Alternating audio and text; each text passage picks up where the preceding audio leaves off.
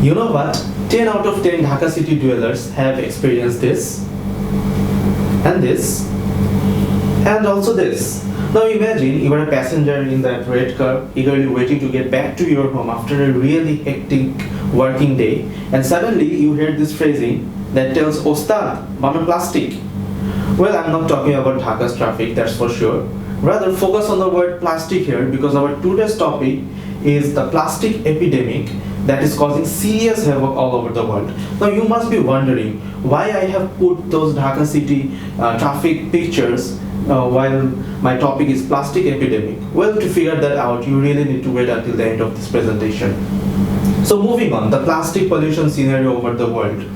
There are 6.3 billion tons of plastic waste on the earth right now, and experts are assuming that by 2025, the plastics will actually overweigh the fishes. Moving on, a nappy that is actually aimed for a child or a kid actually lasts 5 times more than the child, and for every 100 meters of beaches, there are 200 plastic bottles in the world. Moving on, in every second, 20,000 plastic bottles are sold all over the world, and right now, in every year, on an average, 8 million metric tons of plastic wastages are actually thrown to the oceans. So, in this critical situation, what to do? Should we stop using plastic materials? Or should we look for ways to channel the plastic wastages properly?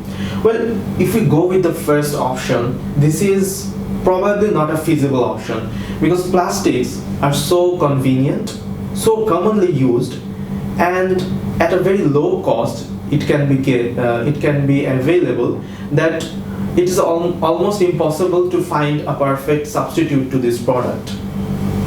So our most obvious alternative, of course, is channel the plastic wastages properly so that it doesn't harm any animal being in the world. So how to do so? And here comes my big idea, which is the social plastic. This is a concept whose slogan is be a part of the solution, not the pollution. So it's a concept that takes two parties into consideration. It takes plastic materials, used plastic materials from its suppliers, and then it pays back to the suppliers based on a valuation of those wastage plastics, and then it sells those plastics to the recycled plastic consumers who pay a premium for buying those social plastics. Now, if you look at the suppliers and consumers, the suppliers of this whole plan will be street urchins and slum dwellers.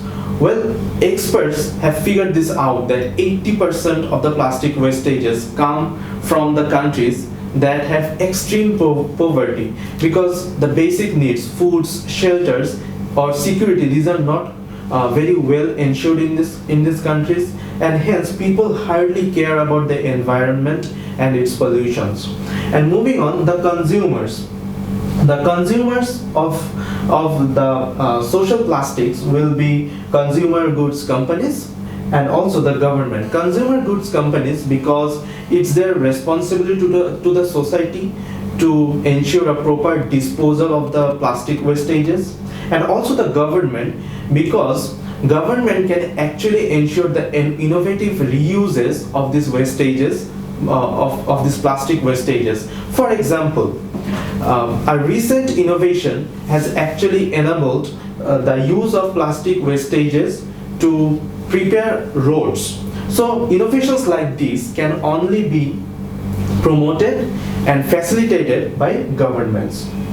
So that's all about about social plastic. Now, if we get back to these pictures, why I actually put these pictures in a topic that's related to plastics? Well, if you see, one of the consumers of social plastics are the governments, and who can use those reused or recycled plastics to prepare roads. Now, if you look at Bangladesh roads, it's actually filled with this. Either there are traffics, either there are long holes, big holes that are causing serious problems. So if we can adopt to this social plastic concept, it will not only solve the problem of plastic wastages, but also to some extent it will solve the problem of traffic. So this is a two-in-one solution.